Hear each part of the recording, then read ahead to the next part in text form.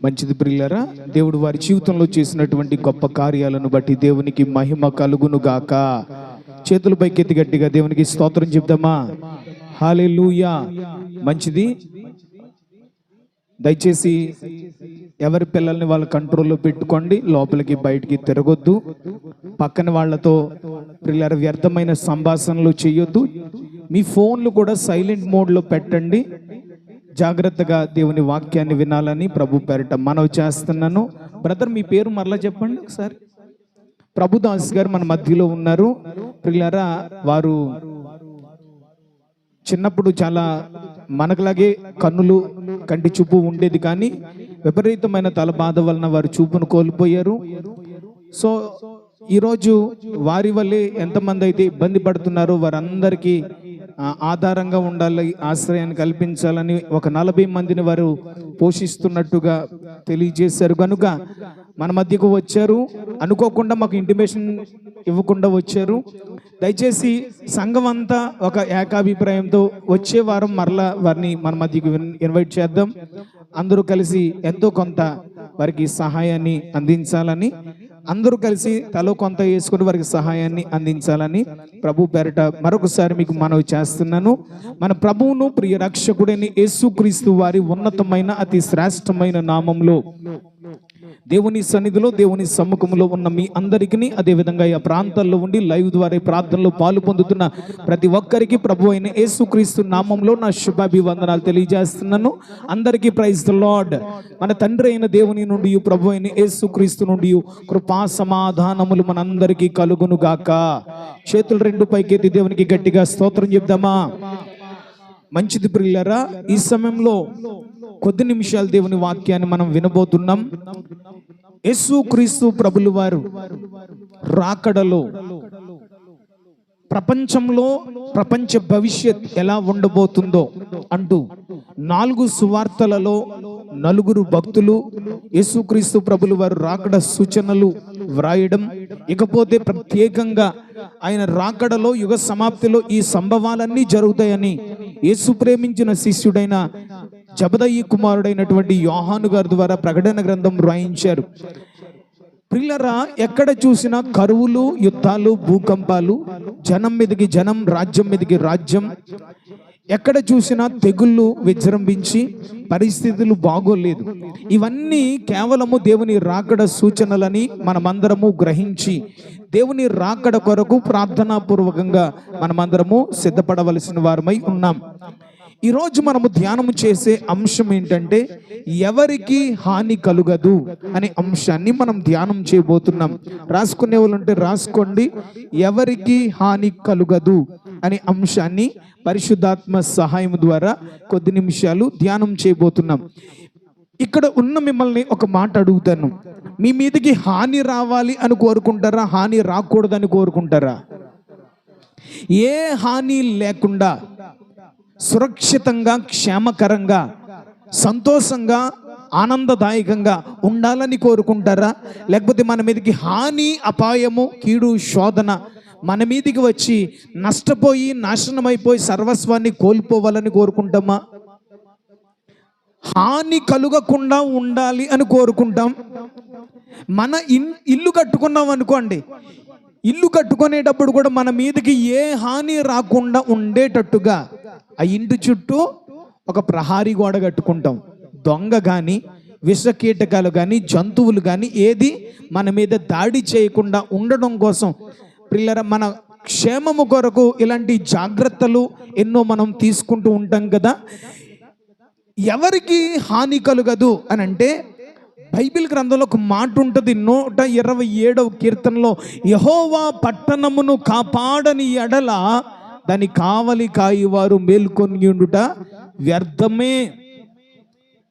దేవుడు దేశాన్ని కాపాడకపోయినా, పట్టణాన్ని కాపాడకపోయినా, ఒక ప్రాంతాన్ని కాపాడకపోయినా, ఒక మనిషిని దేవుడు కాపాడకపోతే ఎంతమంది ఎన్ని రకాలుగా ఆ మనిషిని కాపాడాలని, ఆ మనిషి ప్రాణం పోకుండా, ఆ మనిషి మీదకి కీడు రాకుండా, హాని రాకుండా, అపాయం రాకుండా కాపాడాలని ఎన్ని విధాలుగా ప్రయత్నాలు చేసినా కానీ ఆ మనిషిని కాపాడలేరు, ఆ పట్టణాన్ని కాపాడలేరు, ఆ దేశాన్ని కాపాడలేరు. ఎవరికి హాని కలుగదు అనే అంశంలో ఇర్మియా గ్రంథం 29వ అధ్యాయము, ఇర్మియా గ్రంథం 29వ అధ్యాయము 11వ వచనాన్ని మనం చదువుకుందాం. ఎవరైనా తీస్తే గట్టిగా చదివి సహాయం చేయండి.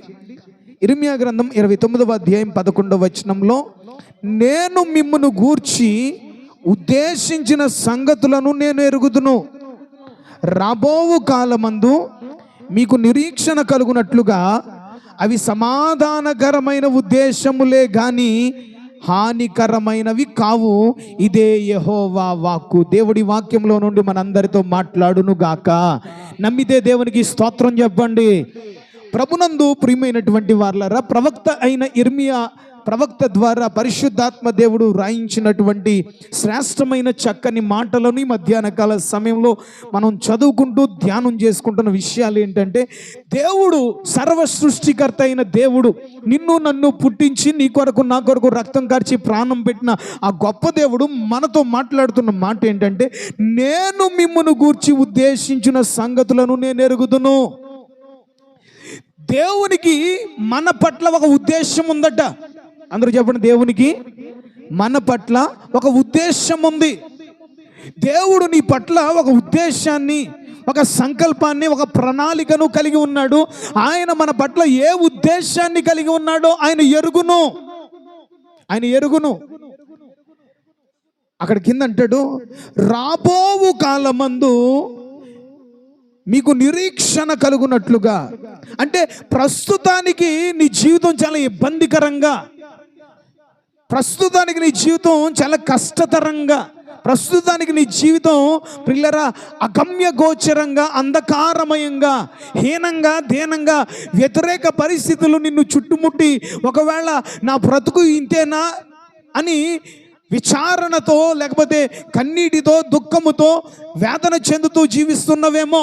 దేవుడు నీతో మాట్లాడుతున్న మాట ఏంటో తెలుసా? నేడున్నట్టుగా రేపు నీ జీవితం ఉండబోదు.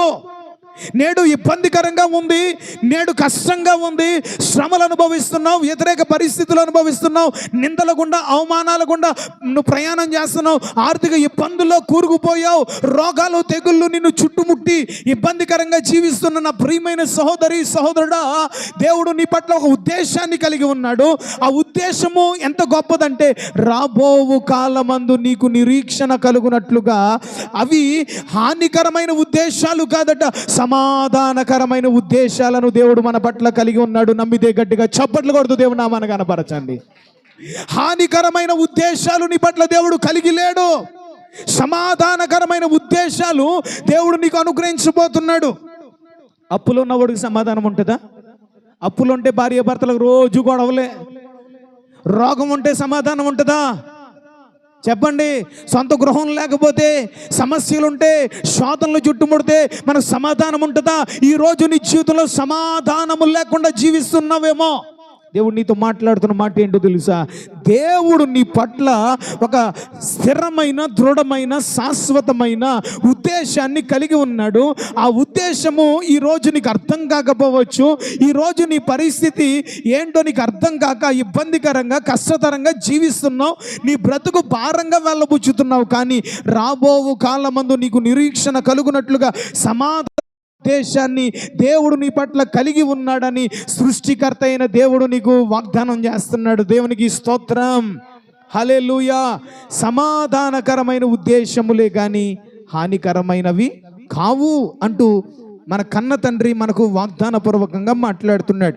ఎవరికి హాని కలుగదు అనే అంశంలో ఒక 7 పాయింట్లు నేను మీకు చెప్తాను. పాయింట్ టు పాయింట్ మాట్లాడుతున్నప్పుడు చాలా జాగ్రత్తగా వినండి. రాసుకునే వాళ్ళు ఉంటే రాసుకోండి. మొట్టమొదటిగా మార్కు సువార్త 16వ అధ్యాయము, మార్కు సువార్త 16వ అధ్యాయము 18వ వచనాన్ని చదువుకుందాం. మార్కు సువార్త 16వ అధ్యాయము 18వ వచనం. పాములను ఎత్తి పట్టుకొందురు, మరణకరమైనది ఏది త్రాగినను అది వారికి హాని చెయ్యదు. చాలు. మార్కు సువార్త 16వ అధ్యాయం 18వ వచనంలో దేవునిని నమ్మి బాప్తిస్మము పొందిన వారికి ఏ హాని కలుగదు. మొట్టమొదటిగా దేవుని నమ్మి బాప్తిస్మము పొందిన వారికి, యేసుక్రీస్తును సొంత రక్షకునిగా అంగీకరించి దేవుని సొత్తుగా మార్చబడిన వారికి ఏ హాని కలుగదు. నా మాట జాగ్రత్తగా వినాలి.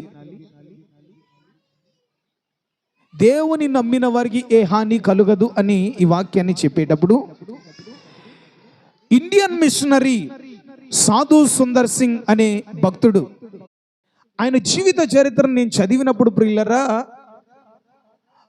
ఆయన సిక్కుల కుటుంబంలో జన్మించి ఒక భయంకరమైనటువంటి నిష్ట కలిగినటువంటి విగ్రహారాధికుడు.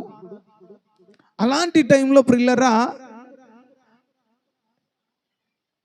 సత్యాన్వేషణ చేసాడు. ఆయన ఎవరు నిజమైన దేవుడు అని తాను పూజించిన దేవుళ్లను దేవతలను పిలిచినా కానీ ఏ దేవుడు ఆయనకు ప్రత్యుత్తరం ఇవ్వకపోతే ఆయన అనుకున్నాడట, నిజమైన దేవుడు ఎవరైనా ఉంటే ఆయన నాతో మాట్లాడాలి, నన్ను దర్శించాలి, నాకు కనిపించాలి. లేకపోతే ఇదిగో మా ఇంటి సమీపంలో ఉన్న ఆ రైల్వే ట్రాక్ కింద పలానా టయానికి ట్రైన్ వస్తుంది, ఆ ట్రైన్ కింద పడి చచ్చిపోతానా అనుకున్నాడట. ఆ రాత్రి ఆయన పడుకున్నప్పుడు ప్రియులారా ఒక ప్రకాశమానమైన వెలుగుతో ఆ సాధు సుందర్ సింగ్ అనే భక్తుడిని దేవుడు దర్శించాడు. నేను నిజమైన దేవుడను, నేనే సృష్టికర్తను, నేనే మనిషిగా వచ్చి రక్తం కార్చి ప్రాణం పెట్టానని ఆయనకి చెప్పినప్పుడు ప్రియులారా ఆయన కుల కట్ల నుండి మత కట్ల నుండి విడుదల పొంది యేసుక్రీస్తే నిజమైన దేవుడని అంగీకరించి నమ్మి బాప్తిస్మం పొంది ప్రియులారా తన యవ్వన జీవితాన్ని ఏం చేశాడు, దేవుని సేవకు అంకితం చేసి సాధు వస్త్రాలు ధరించుకొని, ఏ వస్త్రాలు?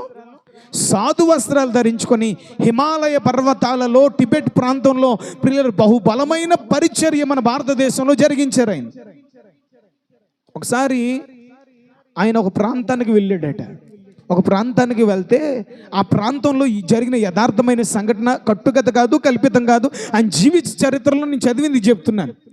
దేవుణ్ణి నమ్మిన ఆ భక్తుడికి ఏం జరిగిందంటే, ఒకరోజు ఒక ఊర్లోకి వెళ్ళి సువార్త ప్రకటిస్తుంటే ఆ ప్రాంతంలో ఉన్న వాళ్ళందరూ ఆయన మీదకి కర్రలు పట్టుకుని వచ్చి తిట్టి, ఏ మత పిచ్చి పట్టినవాడా, మత ప్రచారం చేయడానికి వచ్చావా, మా ఊర్లోంచి బయటికి పో, నీ దేవుడు ఒకవేళ నిజమైన దేవుడు అయితే కనుక. ఊరు చివర ఒక పాడుపడిన ఇల్లు ఉందట, ఆ ఇంటి నిండా విష సర్పాలే. ఆ విష సర్పాలతో నిండిన ఆ ఇంట్లో ఒక రాత్రి ఉండి నువ్వు బ్రతికి బయటకు వస్తే నీ దేవుడు గొప్పోడని మేము నమ్ముతామన్నారట. వాళ్ళు చెప్పినట్టుగానే వాళ్ళు తీసుకెళ్ళి ఇంట్లో పడేశారు. రాత్రంతా ఆయన సింహాల గుహలో దానియేలు ఏ విధంగా ఉన్నాడో ఆ విధంగా దేవుని సన్నిధిలో ప్రార్థన చేసుకుంటే ఆ పాములు మీద నుంచి పాకేసాయట, ఒళ్ళంతా పాకేసాయి, కానీ ఆయన ఒక్క పాము కూడా కరవల. ఉదయాన్నే వచ్చారు, తలుపు తీసి చూసేసరికి ఆయన బ్రతికి సజీవంగా ఉన్నాడు. ఒళ్ళు వాసిందా, ఒళ్ళంతా చెక్ చేశారు, నుగురులు కక్కి చచ్చిపోతాడేమో అనుకున్నారు, కానీ ఏ హాని ఆయనకి కలగలేదట. ఇంకొక చోట ప్రియులారా ఒక బావిలో, ఆ బావి నిండా జలగలు, ఆ జలగలతో నిండిపోయిన బావిలో ఆయన పాడేస్తే జలగలన్నీ వచ్చి ఆయన శరీరాన్ని పట్టేసుకుని రక్తం పీల్చేస్తున్నాయట. రక్తం పీల్చేస్తుంటే యేసయ్యా అని గట్టిగా పిలిస్తే ఆ జలగలు తాగిన రక్తాన్ని మరలా ఆయన బాడీలోకి ఇంజెక్ట్ చేసి జలగలన్నీ ఆయన శరీరాన్ని వదిలేసేయట. ఇవన్నీ చదువుతున్నప్పుడు ప్రియులారా నేను ఆత్మీయ జీవితంలో చాలా బలపరచబడ్డాను. నా సేవ తొలి దినాల్లో ఆ భక్తుల యొక్క జీవితాల ద్వారా నేను చాలా ప్రోత్సహించబడ్డాను.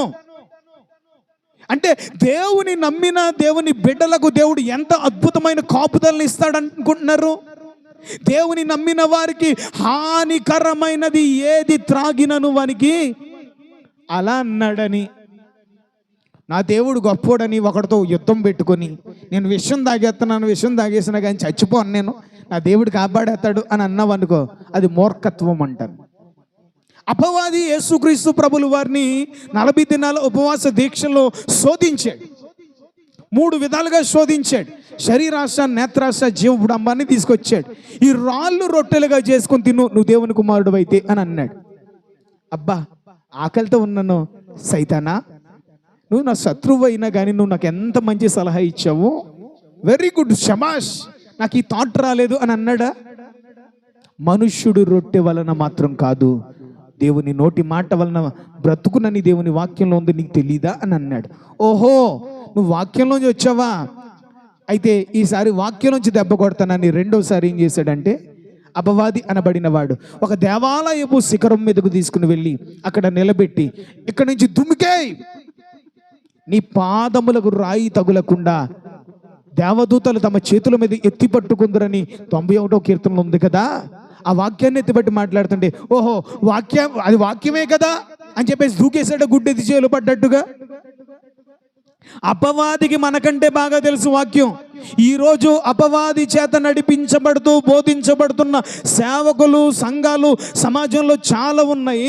వాళ్ళు కూడా వాక్యాలను చూపించి వక్రీకరించి మన విశ్వాసాన్ని దెబ్బ కొట్టడానికి రకరకాల ప్రయత్నాలు చేస్తున్నారు. క్రైస్తవ్యాన్ని కల్లోలపరుస్తున్నారు, క్రైస్తవ్యాన్ని కలవరపరుస్తున్నారు. విశ్వాసులారా, క్రైస్తవులారా, మీ విశ్వాసము జాగ్రత్త.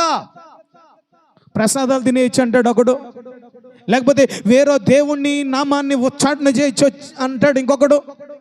పిల్లరా ఇలాంటి, లేకపోతే ఇదిగో పలానా దేవుడికి చందాలు ఇవ్వచ్చు, మన దేవుడు వాళ్ళు చందాలు ఇస్తున్నారంటూ రకరకాల విషయాలు వాక్యంలో లేని వాటిని వారే నిజము అని నిరూపించుకోవడానికి వక్రీకరించి బోధించేవారు సమాజంలో చాలామంది మనకు కనిపిస్తున్నారు. కాబట్టి ప్రియులరా, కాబట్టి ఏ ఆత్మను నమ్మకుండా, ఏ ఆత్మ దేవుని వలన కలిగిందో, ఏది వాక్యానుసారమైన బోధో మనం తెలుసుకొని ఆ బోధలో నడుచుకోవలసిన వారమై ఉన్నాం.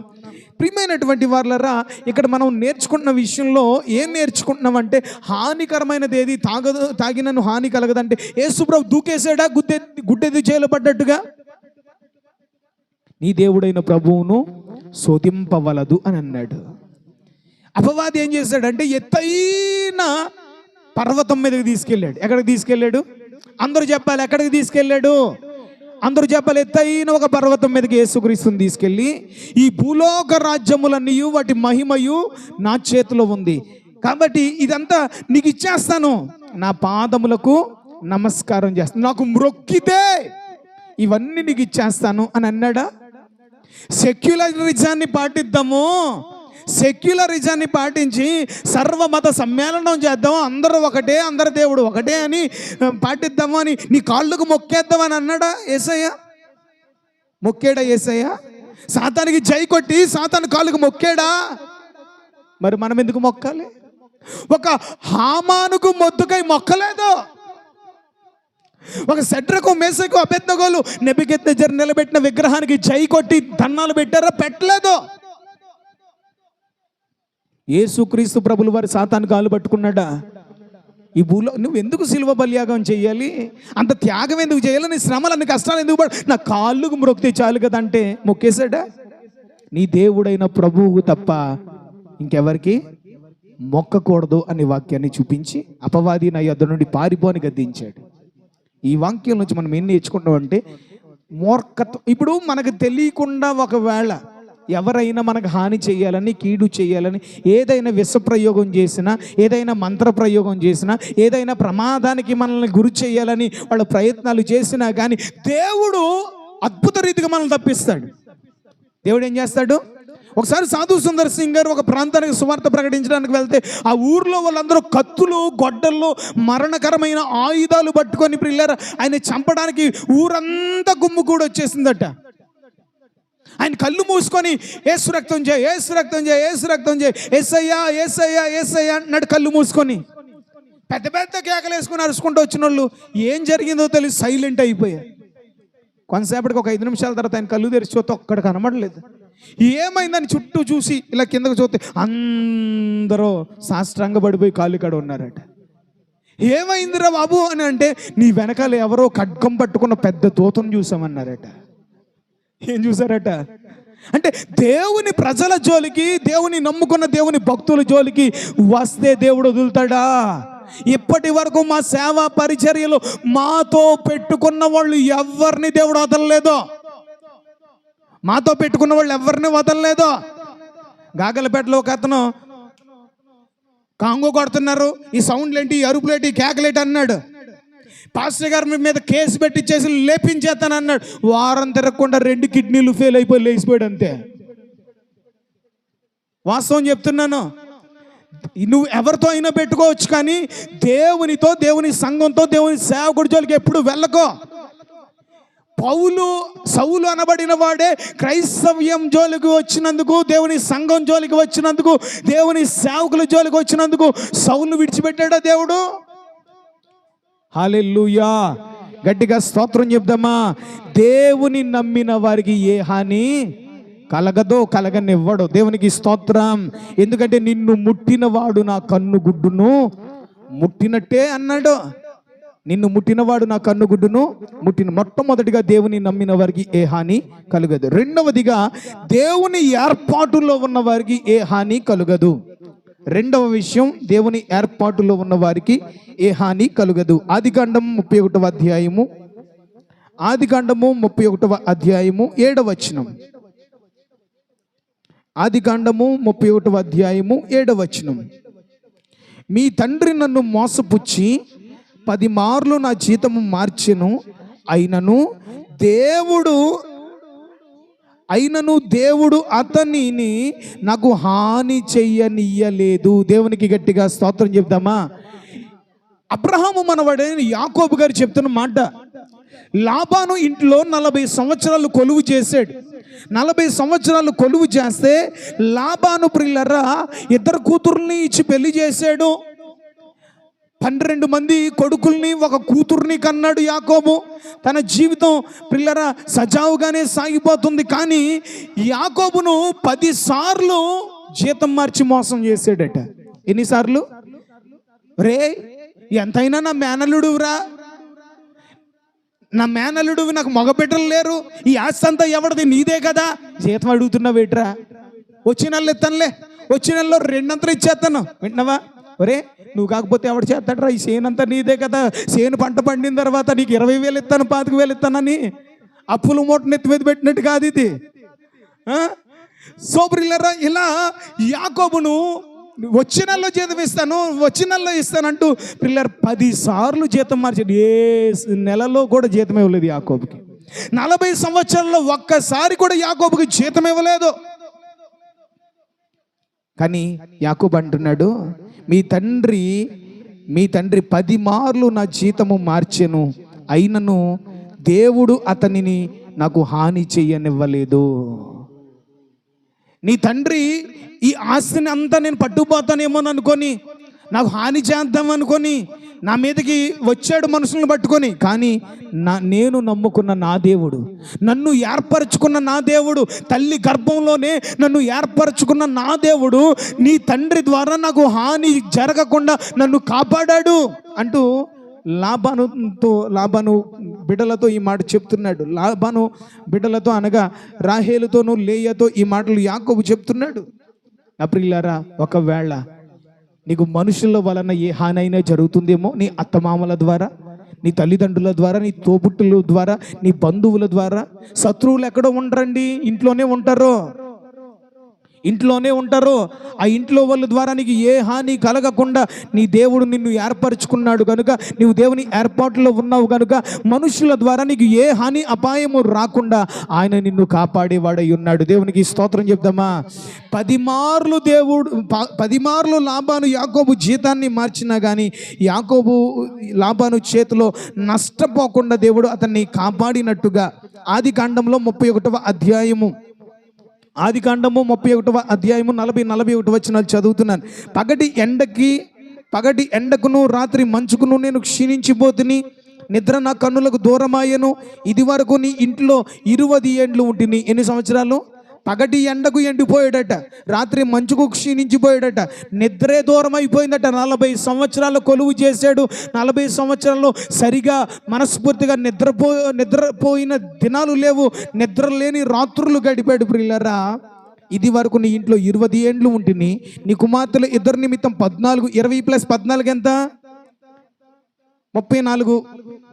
తర్వాత 14 ఏండ్లు ఉంటుంది. నీ మంద నిమిత్తం 6 ఏండ్లు ఎంత? 34 + 6 40, మొత్తం 40 సంవత్సరాలు. ఓకేనా? అయినను నీవు నా జీతము 10 మార్లు మార్చితివి. ఎన్నిసార్లు మార్చాడట? అయినను నీవు నా జీతం 10 మార్లు మార్చితివి. నా తండ్రి దేవుడు అబ్రహాము దేవుడు ఇస్సాకు భయపడిన దేవుడు నాకు తోడుగా ఉండని ఎడల నిశ్చయముగా నీవు నన్ను ఒట్టి చేతులతో పంపివేసి ఉందువు. దేవుడు నా ప్రయాసమును నా చేతుల కష్టమును చూచి పోయిన రాత్రి నిన్ను గద్దించనని లాబానుతో చెప్పాను. దేవునికి స్తోత్రం చెప్తామా. 10 మార్లు మార్చావు. ఒట్టి చేతులతో ఎంత 40 సంవత్సరాలు గొడ్డు చాకరీ చేయించుకున్నావు. నన్ను ఒట్టి చేతులతో పంపించేద్దాం అనుకున్నావు, కానీ నిన్నటి రాత్రి దేవుడు కలలో నిన్ను గద్దించాడు అని లాబానుతో చెప్తున్నాడు. చూసారా, ఒంటి కర్రతో వెళ్ళిన యాకోబును 2 గుంపులుగా చేశాడు. ఎలా చేశాడు? ఖాళీ చేతితో నేను వచ్చి తిని 2 పరివారాలనిచ్చితివే. ఖాళీ చేత్తో వచ్చాడట దేవుడు. ఎన్ని పరివారాలు ఇచ్చాడు? 2 గుంపులుగా 2 పరివారాలుగా యాకోబును మార్చాడు. ఇందాక బ్రదర్ చెప్తున్నాడు, నేను 3తో ప్రారంభించానండి, ఈరోజు 40 మంది వరకు నేను ఒక బ్లైండ్ హాస్టల్ని రన్ చేస్తున్నాను అని. నిజమే, చాలా ప్రౌడ్ ఆఫ్ యూ బ్రదర్. దేవుడు రాబోయే దినాల్లో ఇంకా మిమ్మల్ని ఆశీర్వదించును గాక. ఆమేన్, హల్లెలూయా. ప్రియమైనటువంటి వారలారా, ఈ సమయంలో రెండవదిగా దేవుని ఏర్పాటులో ఉన్న యాకోబుకు లాబాను ద్వారా ఏ కీడు తగలకుండా దేవుడు కాపాడాడు. ఈరోజు దేవుని ఏర్పాటులో ఉన్న నీకు, నీ బంధువుల ద్వారా, నీ కుటుంబ సభ్యుల ద్వారా, నీ శత్రువుల ద్వారా, మనుషులు ఎవరి ద్వారా నీకు ఏ హాని కలుగకుండా నీ దేవుడు నిన్ను కాపాడడానికి సమర్థుడు. నమ్మితే దేవునికి స్తోత్రం చెప్పండి. 3వ విషయం ప్రియులారా, దేవుని కోసం రోషం కలిగిన వారికి ఏ హాని కలుగదు. దేవుని కొరకు పౌరుషము కలిగిన వారికి ఏ హాని కలుగదు. ఈరోజు నేను అడుగుతాను, దేవుని కొరకు నీకు పౌరుషం ఉందా? నీ ఇంటి మీదకి, నీ మీదకి ఎవడైనా వచ్చాడు అనుకో, ఊరుకుంటావా? బైబిల్ని దూషించిన, యేసుక్రీస్తును దూషించిన, సంఘాన్ని దూషించిన, సేవకులను దూషించిన నువ్వు ఎందుకు ఊరుకుంటున్నావు? ఎందుకు మౌనంగా ఉంటున్నావు? నాకెందుకు వచ్చిన గొడవ, మళ్ళీ నన్ను తగులుకుంటారు అని అనుకుంటావు. ఎందుకు? ఒక మాట చెప్తున్నాను, దేవుని కొరకు రోషము పౌరుషము కలిగిన వారికి దేవుడు ఏ హాని కలగనివ్వడు. దానియేలు గ్రంథం 3వ అధ్యాయము చూడండి. దానియేలు గ్రంథం 3వ అధ్యాయము 25వ వచనం 27వ వచనం చదువుదాం. దానియేలు గ్రంథం 3వ అధ్యాయము 25వ వచనం 27వ వచనం. అందుకు రాజు, నేను 4 మనుషులను బంధకములు లేక అగ్నిలో సంచరించుట చూచుచున్నాను, వారికి హాని ఏమీ కలుగలేదు. 4వ వాని రూపము దేవతల రూపమును పోలి ఉన్నదని వారికి ప్రత్యుత్తరం ఇచ్చెను. 27వ వచనం. అధిపతులు, సేనాధిపతులు, సంస్థానాధిపతులు, రాజు యొక్క ప్రధాన మంత్రులు కూడి వచ్చి ఆ మనుషులను పరీక్షించి వారి శరీరములకు అగ్ని ఏ హాని చేయకుండుటయు వారి తల వెంట్రుకలలో ఒక్కటైనను కాలిపోకుండుటయు వారి వస్త్రములు చెడిపోకుండుటయు అగ్ని వాసన అయినను వారి దేహములకు తగలకుండుటయు చూచిరి. దేవునికి గట్టిగా స్తోత్రం చెప్పండి. చేతులు 2 పైకెత్తి గట్టిగా స్తోత్రం చెప్దామా. ఎవరు వాళ్ళు? 70 సంవత్సరాలు యూదులు బబులోను సామ్రాజ్యంలో బానిసలుగా ఉన్నప్పుడు జరిగిన ఒక యథార్థమైన సంఘటన. నెబుకద్నెజర్ చక్రవర్తికి కల వచ్చింది, కల మర్చిపోయాడు. ఆ సామ్రాజ్యంలో ఉన్న ఏ జ్ఞానులు, జ్యోతిష్కులు, గారడీ విద్య కలిగిన వారు ఆ కలను కానీ కల భావాన్ని కానీ చెప్పలేకపోతే పరిశుద్ధ దేవతల ఆత్మ కలిగిన దానియేలుకు దేవుడు దాన్ని బయలుపరిచాడు. ఆ దేశంలో ఉన్నటువంటి గారడీ విద్య కలిగిన వారు, కల్దీయులు, జ్యోతిష్కులు రాజును పొగడ్తలతో ముంచెత్తి, రాజా, దానియేలు చెప్పిన కలభావము వాస్తవమే, నీ సామ్రాజ్యం చరిత్రలో చిరస్థాయిగా నిలిచిపోవాలని అంటే కనుక నీవేం చేయాలి తెలుసా? నీకు కలలో కనిపించిన ఆ విగ్రహాన్ని, ఆ బంగారపు ప్రతిమను నువ్వు నిలబెట్టించాలి. ఆ బంగారు ప్రతిమకు సకల విధములైన వాయిద్య ధ్వనులు వినబడుతున్నప్పుడు నీ రాజ్యంలో నీ చేతి క్రింద ఉన్న ప్రజలందరూ వచ్చి దానికి సాగిలపడి నమస్కరించాలి. ఒకవేళ ఎవడైతే సాగిలపడి నమస్కరించడో వానిని మండుచున్న వేడిమి గల అగ్నిగుండంలో పడేయాలి అని చెప్పారు. రాజు పొగడ్తలతో ఉబ్బు తబ్బిబ్బైపోయాడు. ఆ వెనకాల ఏం కుట్ర జరుగుతుందో, ఎవరి కోసం వాళ్ళందరూ ఇంత పథకాన్ని పన్నారో వాళ్ళకి తెలియలేదు. అయితే మీ జాగ్రత్తగా వినాలి. నెబుకద్నెజర్ నిలబెట్టించిన ఆ బంగారు ప్రతిమ శిరస్సు బంగారము, ఉదరము విన్నారా, శిరస్సు బంగారం, భుజములు రొమ్ము వెండి, ఉదరము తొడలు ఇత్తడి, మోకాళ్ళు ఇనుపవి, పాదములలో ఇనుము బంకమన్ను మిళితమై ఉన్నట్టుగా చూశాడు. చేతి సహాయం లేని ఒక చిన్న రాయి వచ్చి ఆ విగ్రహము పాదముల మీద పడి దాన్ని బూడిదగా మార్చేసింది అని అన్నాడు. జాగ్రత్తగా వినాలి. ఆ బంగారపు శిరస్సు నెబుకద్నెజరు చక్రవర్తిని అనగా బబులోను సామ్రాజ్యాన్ని సూచిస్తుంది. ఆ తరువాత నెబుకద్నెజరు కంటే కొంచెం తక్కువ సామ్రాజ్యం అనగా వెండి, అది మాదీయుల పారసీకుల సామ్రాజ్యం. మాదీయుల పారసీకుల సామ్రాజ్యంలో కోరేసు, దైర్యావేసు, అహస్వేరోసు అనే రాజులు పరిపాలించారు. ఇకపోతే ఇత్తడి, ఉదరము, తొడలు, ఇత్తడి, అది గ్రీకు సామ్రాజ్యం. గ్రీకు వీరుడైన అలెగ్జాండర్ ది గ్రేట్ అలెగ్జాండర్ చక్రవర్తి మాసిదోనియా నగరం నుంచి పరిపాలించాడు అనే విషయం మనందరికీ తెలుసు. తర్వాత ఇనుము, మోకాళ్ళు ఇనుపవి అంటే రోమా సామ్రాజ్యం. రోమా సామ్రాజ్యం కూడా చాలా బలమైన సామ్రాజ్యం. అందులో నీరో చక్రవర్తి, టైటస్, హిట్లర్ వీళ్ళందరూ కూడా రోమా సామ్రాజ్యాది నేతలే. ఆ తర్వాత పాదములలో ఇనుము బంకమన్ను మిళితమై ఉన్నది చూసారా, ఇది అబద్ధ క్రీస్తు సామ్రాజ్యం. ఏ సామ్రాజ్యం? అబద్ధ క్రీస్తు సామ్రాజ్యం మాత్రమే కాకుండా ఇనుము బంకమన్ను అనే దానికి, ఇనుము అంటే ఏంటి, బంకమన్ను అంటే ఏంటి? ఇనుము అని అంటేనేమో రోబో, ఇనుము అంటే ఏంటి? మర మనిషి. రోబో మీద రజనీకాంత్ గారు ఒక మూవీ తీశాడు, అర్థమైందా? అది కట్టుకథ అని మనకు అనిపించవచ్చు, కానీ రాబోయే రోజుల్లో మనిషి మానవ మనుగడను ప్రమాదంలో పెడుతున్నాడు.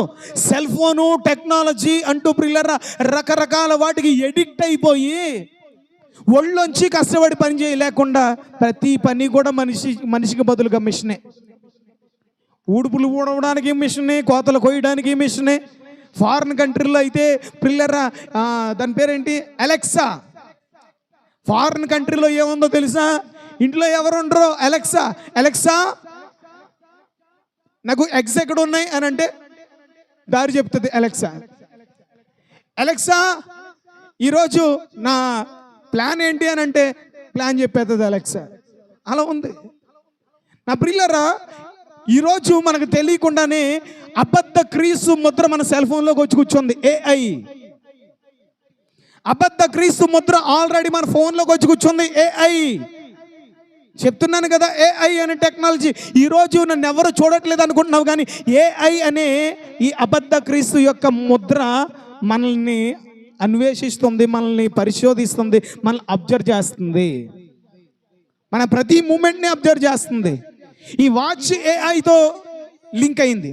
నేను ఎన్ని అడుగులు నడిచానో చెప్పిద్ది, నా బ్లడ్ ప్రెషర్ ఏంటి, నా బీపీ ఏంటి, నా పల్స్ రేట్ ఏంటి అన్నీ చెప్పిద్ది. అర్థమవుతుందా మీకు? ఈరోజు నా ప్రియమైనటువంటి వాళ్ళరా, అంటే ఈ చివరి సామ్రాజ్యం అబద్ధ క్రీస్తు సామ్రాజ్యంలో మనుషులు రోబో అంటే ఇనుము, మనిషి అంటే మట్టి. ఈ ఇనుము బంకమన్ను మిళితమై ఉంటుంది, కానీ ఒకదానికి ఒకటి పొసగదు అని అన్నాడు. అంటే మనుషులకి రోబోలకి పొసగదు. మనుషుల మీద రోబోలు తిరుగుబాటు చేస్తాయి. టెర్మినేటర్ అని ఇంగ్లీష్లో మూవీలు ఉంటాయి, టెర్మినేటర్ 1, టెర్మినేటర్ 2 ఇలా మూవీలు. ఇవన్నీ కూడా మానవ ప్రపంచం మీదకి ఒక విపత్తు రాబోతుందని హెచ్చరించే మూవీస్ ఇవన్నీ కూడా. కానీ మన దౌర్భాగ్యం ఏంటంటే తెలుగులో ఊ అంటే పాట, ఊ అంటే రొమాన్స్. ఇలాంటి వాటికే మా వాడు హీరో, మా వాడు వత్తాదు, ఇలా తనితే అదిగో 10 మంది చచ్చిపోయారు, 20 మంది చచ్చిపోయారు. వీటిని చూసి మురిసిపోతాం, కానీ నిజానికి ప్రపంచానికి ఒక మెసేజ్ ఇస్తున్నటువంటి ఇలాంటి మూవీస్ని, ప్రపంచం మీదకి రాబోయే విపత్తులను గుర్తించి ఇలాంటి వాటిని మనం పట్టించుకోలేకపోతున్నాం. ప్రియులరా, ప్రియమైనటువంటి వాళ్ళరా, దేవుని కోసం పౌరుషంగా ఆ షడ్రకు, మేషకు, అబేద్నెగోలు నిలబడ్డారు. నెబుకద్నెజరు ఇందును గూర్చి నీకు ప్రత్యుత్తరం ఇయ్యవలనన్న చింత మాకు లేనే లేదు. మా దేవుడు మమ్మను రక్షించుటకు, చెప్పాలందరూ, మా దేవుడు మమ్మను రక్షించుటకు సమర్థుడు. ఒకవేళ మా దేవుడు మమ్మను రక్షించకపోయినా, నీ బొమ్మలకు మాత్రం మేము మొక్కము. నీ పూజించి ఆరాధించే బొమ్మలకు, విగ్రహాలకు మేము ఎంత మాత్రము మొక్కమంటూ ప్రియులరా ఒక స్థిరమైన నిర్ణయం తీసుకుంటాడు. హల్లెలూయా. ప్రభునందు ప్రియమైనటువంటి వారులారా, జాగ్రత్తగా వినండి. ఈ సమయంలో వారు ఒక స్థిరమైన, దృఢమైన నిర్ణయాన్ని తీసుకున్నారు. ఆ స్థిరమైన దృఢమైన నిర్ణయం వల్ల వారు దేవుని కోసం బబులోను సామ్రాజ్యంలో రోషము కలిగి పౌరుషం కలిగి నిలబడినందున నెబుకద్నెజరుకి ఏమొచ్చింది? ఆగ్రహముతో విపరీతమైన కోపానికి గురై అగ్ని 7 అంతలు అధికం చేయమన్నాడు. ఎంత అధికం చేయమన్నాడు? అందరూ చెప్పాలి, అగ్ని 7 అంతలు అధికం చేయాలి. నా చేతిలో నుంచి విడిపించే దేవుడు ఎక్కడున్నాడో నేను చూస్తానని సవాల్ చేసి అగ్ని 7 అంతలు అధికం చేస్తే షడ్రకు మేషకు అబేద్నెగోలను అగ్నిగుండంలో పడేయడానికి తీసుకొచ్చిన ఆ బలవంతులు అగ్ని వేడికి తీవ్రతకు తట్టుకోలేక కాలి చచ్చిపోతే అగ్నిగుండంలో బంధకాలు తీసేశారట. బంధకాలు తీసేసి వాళ్ళని బంధించి పడేశారు. కానీ వాళ్ళు అగ్నిగుండంలో ఎలా ఉన్నారు తెలుసా? బంధకాలు లేకుండా ఎలా ఉన్నారట? రాజు బంధించి పడేస్తే బంధకాలు దేవుడు తీసేసాడు. బంధకాలు తీసేయడం మాత్రమే కాకుండా అక్కడ ఏం జరిగిందో తెలుసా ప్రియులరా? బంధకాలు లేకుండా అగ్ని వారి శరీరానికి ఏ హాని కలగజేయలేదట. వారిని విడిపించడానికి, అంటే తనకు దేవుని కొరకు రోషం కలిగి పౌరుషం కలిగి నిలబడిన దేవుని భక్తుల కొరకు దేవుడు పరలోకంలో నుండి పరిశుద్ధ దేవదూతను పంపించి అగ్ని ఏ హాని కలుగజేయకుండా వారిని కాపాడాడు. గట్టిగా దేవునికి చప్పట్లు కొడుతూ స్తోత్రం చెప్పండి. హల్లెలూయా. అంటే దేవుని కొరకు పౌరుషం కలిగి నిలబడితే దేవుడు మనల్ని కూడా అదే విధంగా కాపాడుతాడు.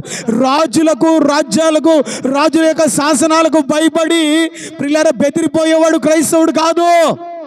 క్రైస్తవుడు అంటే ప్రపంచాన్ని శాసించగలిగేవాడు, ప్రకృతిని శాసించగలిగేవాడు, పరిస్థితులకు ఎదురు నిలబడేవాడే క్రైస్తవుడు. అంతే తప్ప మనుషులు మెప్పు కోరి మనుషులను సంతోషపరచాలని ప్రియులారా చూసేవాడు ఎంత మాత్రము క్రైస్తవుడు కాదు. ఈరోజు నేను అంటున్నాను, దేవుని కొరకు షడ్రకు మేషకు అబేద్నెగోల వలె అటు రోషము అటు పౌరుషము నీలో నాలో కలిగి జీవిస్తున్నామా అని దేవుడు మనల్ని ప్రశ్నిస్తున్నాడు. దేవుని కొరకు పౌరుషము కలిగిన వారికి ఏ హాని కలుగదు. దేవునికి స్తోత్రం. హల్లెలూయా. 4వదిగా దేవుని దృష్టికి నిర్దోషముగా కనబడు వారికి ఏ హాని కలగదు. రాసుకోండి వాళ్ళు. దేవుని దృష్టికి నిర్దోషముగా కనబడిన వారికి ఏ హాని కలగదు. దానియేలు గ్రంథం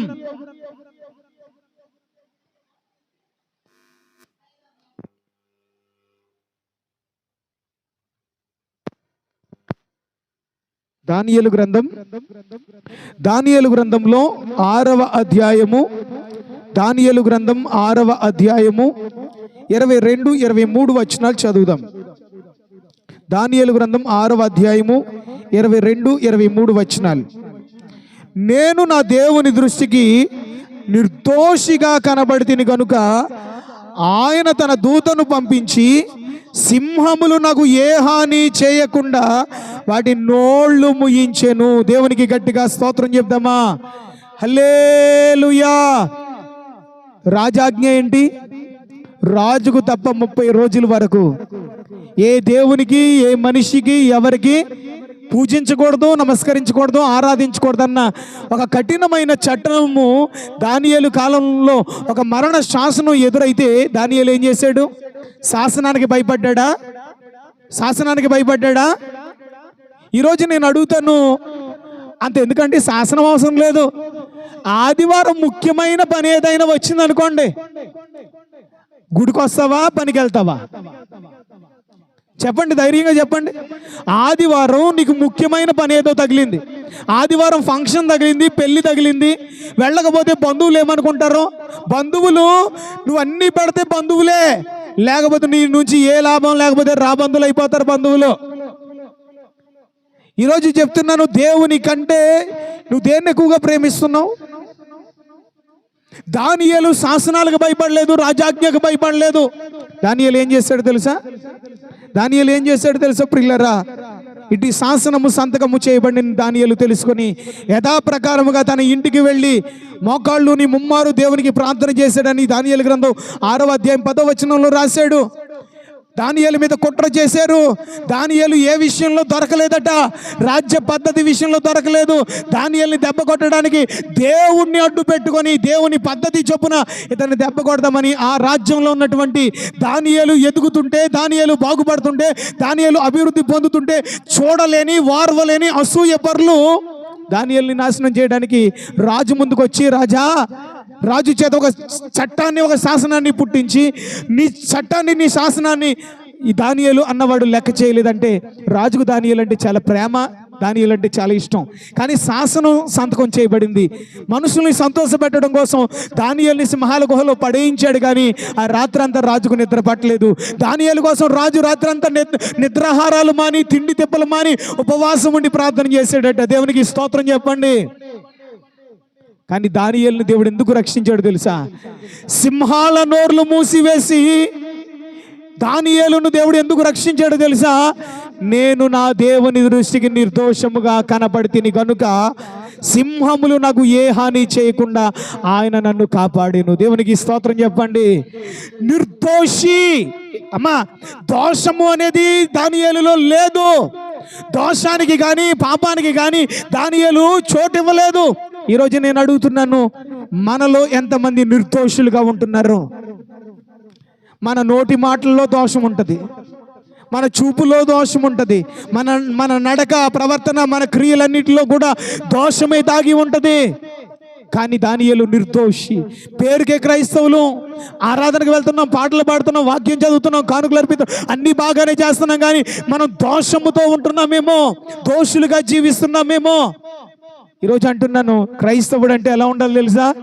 నిందారహితుడిగా, దోషము లేనివాడిగా దానియేలు వలె మనం జీవించాలి. దేవునికి స్తోత్రం. దేవుని దృష్టికి నిర్దోషముగా కనబడిన వారికి, నిర్దోషులుగా, యథార్థవంతులుగా, పరిశుద్ధులుగా, నమ్మకస్తులుగా ఎవరైతే జీవిస్తారో వారికి ఏ హాని కలగకుండా, అంటే వారిని నాశనం చేయడానికి, వారిని చంపడానికి సింహాలు ఎదురైనా, రాజులు ఎదురైనా, రాజ్యాలు ఎదురైనా, బలవంతులు ధనవంతులు ఎదురైనా కానీ వారికి ఏ హాని కలగకుండా వారి పక్షాన వారి దేవుడు నిలబడి యుద్ధం చేస్తాడు. దేవునికి స్తోత్రం చెప్పండి, గట్టిగా స్తోత్రం. ఇకపోతే ఎవరికి హాని కలుగదు అనే అంశంలో ఐదవ మాట, దేవుని ముద్ర కలిగిన వారికి ఏ హాని కలుగదు. దేవుని ముద్ర కలిగిన వారికి. హలో, నేను మిమ్మల్ని ఒక మాట అడుగుతున్నాను, ఇక్కడున్న ఎంతమందికి దేవుని ముద్ర ఉంది? ఎంతమంది దేవుని ముద్ర కలిగి ఉన్నారు? అదేంటి డౌటా మీకు? ఎవరైతే యేసుక్రీస్తును రక్షకునిగా అంగీకరించి నమ్మి బాప్తిస్మం పొందుతారో వారి నొసళ్ళ మీద నా కుమార్తె, నా కుమారుడు, నా సొత్తు అని దేవుడు ముద్రించుకుంటాడు. అర్థమైందా మీకు? క్రైస్తవులు ఎందుకు బొట్టు పెట్టుకోకూడదో తెలుసా? ఇక్కడ ముద్ర ఉంది కాబట్టి. ఇక్కడ ఏముంది చెప్పండి? హైందవులను అడగండి, బొట్టెట్టుకొచ్చాను బోధలు చేసేవాళ్ళు కూడా ఉన్నారు.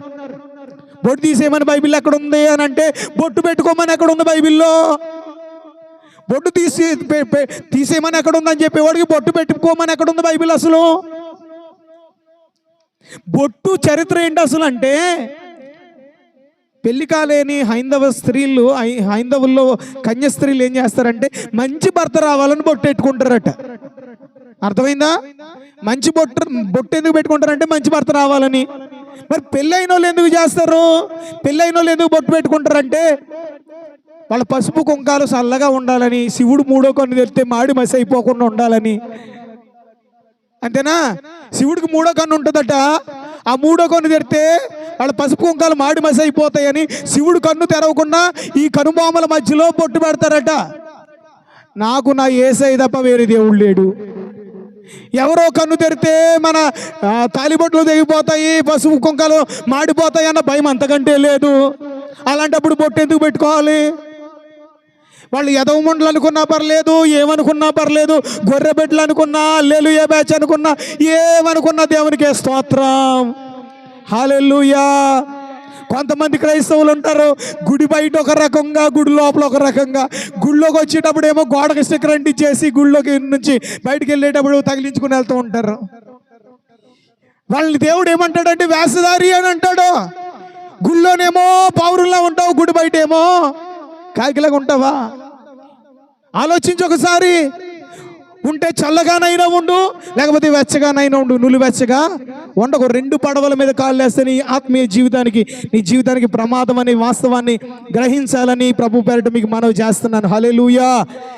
యేసు రక్తంలో కడగబడి బాప్తిస్మం పొందిన వారికి దేవుడు ముద్ర వేస్తాడు. ప్రకటన గ్రంథంలో 9వ అధ్యాయము చూడండి. ప్రకటన గ్రంథం 9వ అధ్యాయము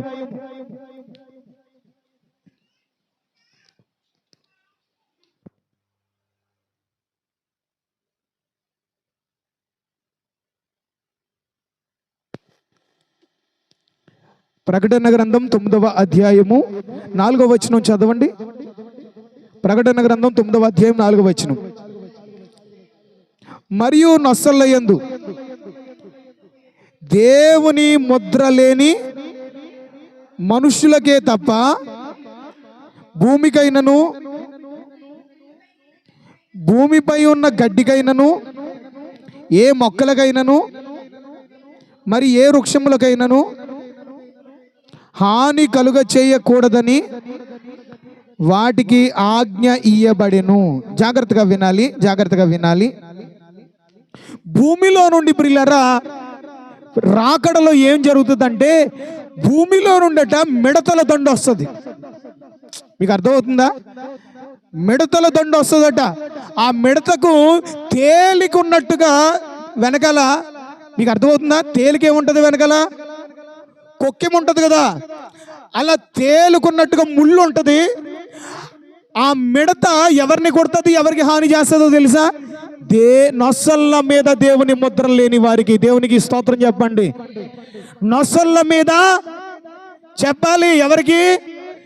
బాప్తిస్మము పొందలేని వారికి ఏం లేదు, నొసళ్ళ మీద దేవుని ముద్ర లేదు. నొసళ్ళ మీద దేవుని ముద్ర కలిగిన వారికి కానీ, చెట్లకు కానీ, గడ్డికి కానీ, వృక్షములకు కానీ ఏ హాని చెయ్యవద్దని ఆ మిడతలకు ప్రియులారా దేవుడు ఆజ్ఞాపించాడట. మీకు అర్థం చేసుకోండి. అంటే నొసళ్ళ మీద దేవుని ముద్ర ఉంటే మనకి ఏ హాని కలగదు. ఈ ముద్ర ఉన్నట్టు ఎలా తెలుస్తుందండి పాస్టర్ గారు అని అంటే అది దేవునికి అనిపిస్తుంది. దేవుడు మనల్ని పరిశుద్ధాత్మ చేత ముద్రించుకున్నాడు. నా ప్రియమైన సహోదరి సహోదరుడా, దేవుని చేత ముద్రించబడిన నిన్ను ఆయన ప్రతి క్షణం చూస్తున్నాడు. నువ్వు ఎలాంటి ఇబ్బందుల్లో ఉన్నావో, ఎలాంటి కష్టాల్లో ఉన్నావో, ఎలాంటి పరిస్థితులు గుండా నువ్వు ప్రయాణం చేస్తున్నావో ఆయన చూస్తున్నాడు. నిన్ను చూస్తూ విడిచిపెట్టడు. నీ ప్రార్థనలు వింటున్నాడు, నీ ప్రయాసను చూస్తున్నాడు. తగిన సమయంలో ఆయన ఖచ్చితంగా నీ పట్ల బాధ్యత తీసుకొని నీవు అనుభవిస్తున్న సమస్యల నుండి నిన్ను విడిపించి నిన్ను అత్యధికంగా ఆయన హెచ్చించి ఆశీర్వదిస్తాడు. నమ్మితే దేవునికి స్తోత్రం చెప్పండి. హల్లెలూయా. దేవుని ముద్ర కలిగి ఉండాలి. ఏం కలిగి ఉండాలి? దేవుని ముద్ర కలిగిన మనము అంతము వరకు ఆ ముద్రను మనం కాపాడుకోవాలి. దేవుడు మనల్ని ముద్రించుకున్నాడు. ఆ ముద్ర కలిగిన వారమై ప్రియులరా, ఆ ముద్ర కలిగి ఉంటేనే రాబోవు శోధన కాలంలో, యుగాంతంలో ప్రియులరా భయంకరమైనటువంటి సంభవాలు, సంఘటనలు జరగబోతున్నాయి. ఆ భయంకరమైన విపత్తు కాలంలో మనం తప్పించబడాలన్నా, కాపాడబడాలన్నా దేవుని ముద్ర మనం కలిగి ఉంటే ప్రియులరా ఏ హాని కలగకుండా దేవుడు తన ప్రజలను కాపాడుతాడు. దేవునికి స్తోత్రం. హల్లెలూయా. ఇకపోతే దేవుని సేవకుని బట్టి ఏ హాని కలుగదు. 6వ పాయింట్ ఏంటంటే దేవుని సేవకుని బట్టి ఏ హాని కలుగదు. ఈరోజు సంఘంలో ఉన్న నా ప్రియమైన సహోదరి సహోదరుడా, నీ మీదకి హాని రాకుండా, కీడు రాకుండా ఉండడానికి కారణం ఎవరో తెలుసా? సేవకుడు. నీ కోసం నీ ఆత్మీయ తల్లిదండ్రులు రాత్రనగా పగలనగా ఉపవాసం ఉండి కన్నీరు కార్చి కడుపు మార్చుకొని అంగలార్చి ప్రార్థన చేస్తున్నారు. వారి ప్రార్థన ద్వారానే నీవు నీ కుటుంబం క్షేమంగా ఉన్నారు. కొంతమంది దౌర్భాగ్యులు ఎలాంటి వాళ్ళు తెలుసా? నీ కోసం నిన్ను బాప్తిస్మం ఇచ్చి, నీ కోసం నీ ఇంటికి వచ్చి, నీ కోసం రాత్రనగా పగలనగా ప్రార్థన చేస్తే కొంతమంది ఏం చేస్తారో తెలుసా? సంఘానికి కాకుండా ఎక్కడెక్కడో కానుకలు ఇచ్చి, ఎక్కడెక్కడో దర్శనం భాగాలు పంపిస్తూ ఉంటారు. నువ్వు గేదెని మేపుకున్నావు అనుకో, నతానేలు గారు, మీరు గేదెని మేపుకుంటున్నారు అనుకోండి, దానికి గడ్డేసి దానా పెట్టి దాన్ని మేపి పెంచి పోషించేది మీరైతే, నేను వచ్చి పాలు పితుక్కున్నాను అనుకోండి, ఊరుకుంటారా? మరి ఈరోజు చాలా మంది ఎలా ఉన్నారు తెలుసా? నీకు బాప్తిస్మం ఇచ్చింది దైవజనుడు, నీకు ఒక సంఘం ఉంది, నీకు ఒక సహవాసం ఉంది, నీ కోసం ప్రార్థన చేసే దైవజనుడు నీ సంఘాన్ని వదిలేసి ఎక్కడెక్కడో వెళ్ళి ముడుపులు సమర్పించుకొని, కానుకలు సమర్పించుకొని ఏ చేస్తారు. కనీసం నీ పేరైనా తెలుసు వాళ్ళకి? మీకు పలానా ప్రోగ్రామ్స్ స్పాన్సర్ చేశానండి, నా దశంభాగం మీకు పంపించానండి, లేకపోతే నేను ఇక్కడికి వచ్చి తలనీలాలు సమర్పించుకున్నానండి అని చెప్పేసి అంటే నీ పేరేంటో కూడా తెలియదు వాళ్ళకి.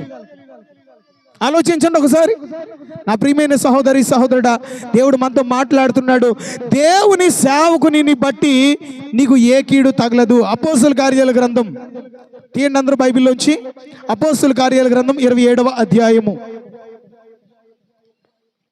అపోస్తుల కార్యాల గ్రంథం 27వ అధ్యాయము 22 వచనం చదవండి. అపోస్తుల కార్యాల గ్రంథం 27వ అధ్యాయము 22 వచనం. 27వ అధ్యాయము 22 వచనం. ఇప్పుడైనను ధైర్యము తెచ్చుకొనుడని మిమ్మల్ని వేడుకొనుచున్నాను, వాడకే గాని మీలో ఎవని ప్రాణమునకును హాని కలుగదు. దేవునికి గట్టిగా స్తోత్రం. ఎవరు చెప్తున్నారు ఈ మాట? అపోస్తలుడైన పౌలు గారు, దేవుని సేవకుడు. ఏం జరిగిందయ్యా అని అంటే, ఇటలీ వెళ్ళాలని ప్రియులరా నిర్ణయమైందట. ఇటలీ వెళ్ళేటప్పుడు ప్రియులరా అక్కడ ఏం చేశారంటే, శతాధిపతి వాడలో ఖైదీలను తీసుకుని వెళ్తున్నారు. పౌలు గారు కూడా ఖైదీ. పౌలు గారు ఎందుకు ఖైదీ అంటే, యేసు నామాన్ని ధైర్యంగా ప్రకటించినందుకు, దేవుని కొరకు ఉన్నది ఉన్నట్టుగా ప్రకటించినందుకు ఆయనను ఖైదు చేశారు. ఆయనను ఖైదు చేస్తే శతాధిపతికి అప్పగిస్తే, ఆ శతాధిపతి ప్రియులరా ఖైదీలను వెంట పెట్టుకొని వెళ్తున్నాడట. వాడ ఎక్కించి తీసుకొని వెళ్తున్నాడు. వాడ ఎక్కించి తీసుకొని వెళ్తుంటే జాగ్రత్తగా వినండి, ఆ వాడలో చాలా మంది ప్రయాణికులు ఉన్నారు. ఆ వాడలో ప్రియులరా చాలా రవాణా సరుకులు ఉన్నాయి. వాడంటే చిన్నదా అమ్మ? వాడంటే చిన్నదా? పెద్ద పెద్ద కంటైనర్స్ ఉంటాయి దాని మీద. కంటైనర్స్ అంటే తెలుసా? లారీ మీద వస్తాయి చూసారు బాక్సులు, అలాంటి పెద్ద పెద్ద కంటైనర్స్ ఉంటాయి వాడ మీద. వాడంటే ఒక ఊరంత ఉంటుంది. టైటానిక్ షిప్ చూసారా? అందులో 3 అంతస్తులు ఉంటుంది. పేదవాడికి, మిడిల్ క్లాస్ వాడికి, హై క్లాస్ వాడికి అక్కడ రేంజ్ని బట్టి ఉంటుంది. అందులో సినిమా థియేటర్లు ఉంటాయి, పబ్బులు ఉంటాయి, అందులో స్విమ్మింగ్ పూల్లు ఉంటాయి. అదొక మాయా ప్రపంచమే అని చెప్పొచ్చు. అలాంటిది నా ప్రియులారా, వాడలో చాలా మంది ప్రజలు ఉన్నారు. అంత మాత్రమే కాదు, వాడలో అనేకమైన సరుకులు ఉన్నాయి. ఆ వాడలో ఖైదీలను తీసుకెళ్తున్నారు. అందులో దేవుని సేవకుడైనటువంటి అపోస్తలుడైన పౌలు గారు కూడా దేవుని నామాన్ని ధైర్యంగా ప్రకటించినందుకు, యేసే దేవుడని ప్రకటించినందుకు ఆయన ఖైదు చేసే ఆ వాడలో తీసుకెళ్ళిపోతుంటే జాగ్రత్తగా వినాలి. పౌలు గారు ముందే చెప్పాడు, ఇది కరెక్ట్ కాదు, ఈ ప్రయాణం కరెక్ట్ కాదు అని చెప్తే ఆయన మాట వినలేదు. వినకపోతే ప్రియులారా, వాడ మీద, సముద్రం మీద వెళ్తున్నప్పుడు వాడ మీద భయంకరమైన తుఫాను చెలరేగింది. భయంకరమైన తుఫాను చెలరేగితే వాడను కంట్రోల్ చేయడానికి వారు లంగర్లు వేసినా కంట్రోల్ అవ్వలా. ఇంకా వాడ మునిగిపోయే పరిస్థితి ఏర్పడితే వాడలో ఉన్న సరుకులన్నీ సముద్రంలో పడేశారు. వాడలో ఉన్న సరుకులన్నీ ఏం చేశారు? సముద్రంలో పడేశారు. అలాంటి పరిస్థితిలో అందరూ ప్రాణాలు అరిచేతుల్లో పెట్టుకొని 14 రోజుల నుంచి తిండి లేకుండా ఉన్నారట. ఎన్ని రోజుల నుంచి? 14 రోజుల నుంచి ప్రాణాలు అరచేతుల్లో పెట్టుకొని తిండి లేక బ్రతికారు. మన విజయవాడలో వరదలు వచ్చినప్పుడు కూడా రాత్రి చీకట పడుతుంటే ప్రజలు ప్రాణాలు అరచేతుల్లో పెట్టుకొని ఎప్పుడు తెల్లవారుతుందా, రోజు గడిస్తే చాలని భయం గుప్పెట్లో బ్రతికారు ప్రియులారా. ఒకసారి ఆలోచించండి, ప్రాణాలు అరచేతుల్లో పెట్టుకొని 14 రోజులు తిండి లేకుండా బ్రతికితే చాలు, బ్రతుకు జీవుడా అని ఎదురు చూస్తుంటే పౌలు భక్తుడు అంటున్నాడు, పౌలు భక్తుడు చెప్తున్నాడు వాళ్ళతో. ఏమని చెప్తున్నాడు అంటే 22వ వచనంలో, ఇప్పుడైనా నువ్వు ధైర్యం తెచ్చుకోండి, ఎప్పటికైనా మించిపోయింది లేదు, నా మాట ఎలాగో వినలేదు, ప్రమాదం రాబోతుందని చెప్తే హెచ్చరిస్తే నా హెచ్చరికను మీరు ఎంత మాత్రం ఖాతరు చేయలేదు. ఇప్పటికీ మించిపోయింది ఏమీ లేదు, ఎప్పటికైనా ధైర్యం తెచ్చుకోండి అని మిమ్మల్ని వేడుకొంచున్నాను. వాడకే గాని మీలో ఎవడి ప్రాణానికి ఏ హాని కలగదో నేను గ్యారంటీ. ఎందుకు హాని కలగదో తెలుసా? నా దేవుడు చెప్పాడు. నా దేవుడు చెప్పాడు ఏమనంటే, పౌలా నీవు రాజుల ముందు నిలబడాలి. దర్శనం వచ్చింది నాకు, నేను రాజుల ముందు నిలబడబోతున్నాను కాబట్టి నేను చావనంటే నాతో పాటు ఉన్న మీరు కూడా చావరు. వాడకు ఏమీ కాదు, మీ ప్రాణాలకు ఏమీ కాదు. దేవునికి స్తోత్రం చెప్తామా? మా తాతయ్య గారు, స్టోవట్ బ్రోస్ దగ్గర తాతయ్య గారు చెప్పిన ఒక యథార్థమైనటువంటి ఒక చిన్న సాక్ష్యం ఏంటంటే, ఆ సాక్ష్యాన్ని మీతో పంచుకోవాలి. ఒకసారి ఆయన వాక్యానికి పిలిస్తే వాక్యం నిమిత్తం ప్రియులారా ఒక ప్రాంతానికి వెళ్తున్నాడు. బస్సు ఎక్కాడు. ఆయన బస్సులో ఎవరో సంచిలో క్లాత్ చుట్టబెట్టేసి కిరసనాయిల్ డబ్బా, పెట్రోలు కిరసనాయిల్ డబ్బా సంచిలో పెట్టుకుని బస్సులో పట్టుకెళ్తున్నారు. పట్టుకెళ్ళొచ్చు ఎలాగా? అది చాలా పెద్ద నేరం, చాలా క్రైమ్ అది. అలా పట్టుకెళ్తుంటే ప్రియులారా ఒక స్పీడ్ బ్రేకర్ వచ్చిందండి, డ్రైవర్ బ్రేక్ వేసాడట. ఆ సంచి ఈడేమో నిద్ర అవుతున్నాడు, సంచి పట్టుకెళ్ళేవాడు. ఆ సంచి తిరగబడిపోయి మూతలు ఊడిపోయి ప్రియులారా ఆ పెట్రోలు కిరసనాలు ఏకమయ్యి ఇంజిన్ దగ్గర రేడియేటర్ దగ్గరికి వెళ్ళిపోతున్నాయి. రేడియేటర్ దగ్గరికి వెళ్ళిపోతుంటే ప్రియులారా ప్రజలందరూ కేకలు వేసేస్తున్నారట. బస్సు ఆగింది. బస్సు ఆగ్గానే అందరూ దిగిపోతే ఈయన పెద్ద బైబిల్ పట్టుకుని దిగాడట. ఈరోజు ఏ దేవుడు కాపాడాడో మనల్ని కాపాడాడంటే ఏ దేవుడో కాదు, ఇదిగో నన్ను బట్టి నా దేవుడే కాపాడాడు మనందరిని అని చెప్పాడట. దేవునికి స్తోత్రం చెప్పండి, గట్టిగా స్తోత్రం చెప్పాలి. అపోస్తలుడైన పౌలు గారు ఆ వాడలో ఉండడాన్ని బట్టి ఆ వాడకు కానీ వాడలో ఉన్న ఎవరి ప్రాణాలకి ఏ హాని కలగకుండా ఒక దైవ జనుడిని బట్టి ఆ వాడలో ఉన్న వారందరినీ దేవుడు కాపాడాడు. దేవునికి స్తోత్రం చెప్తామా? ఈరోజు నీవు నీ కుటుంబము కాపాడబడుతుందంటే కారణం ఏంటో తెలుసా? నీ కోసం ప్రార్థన చేసి నీ ఆత్మీయ దైవజనుని బట్టే దేవుడు నీకు ఏ హాని కలగకుండా నిన్ను నీ కుటుంబాన్ని కాపాడుతున్నాడు. నమ్మితే దేవునికి స్తోత్రం చెప్పండి. హల్లెలూయా. ఏ రోజైనా దైవజండా నా దైవజండు ప్రార్థన వల్లేనండి నేను ఇలా ఉన్నానని ఒక చిన్న సాక్ష్యమైన చెప్తావా? మాకు పొగడ్తలు అవసరం లేదు, కానీ మా దైవజండు ప్రార్థన వల్లేనండి ఇదంతా అని చెప్పగలుగుతున్నావా నువ్వు? ఆలోచించు. దేవుని సేవకుని బట్టి మనకి ఏ హాని కలగనివ్వట్లేదు దేవుడు. 6వదిగా చివరిగా 7వదిగా దేవుని కొరకు జయించు వారికి ఏ హాని కలగదు. దేవుని కొరకు జయించు వారికి ఏ హాని కలగదు. ప్రకటన గ్రంథం 2వ అధ్యాయము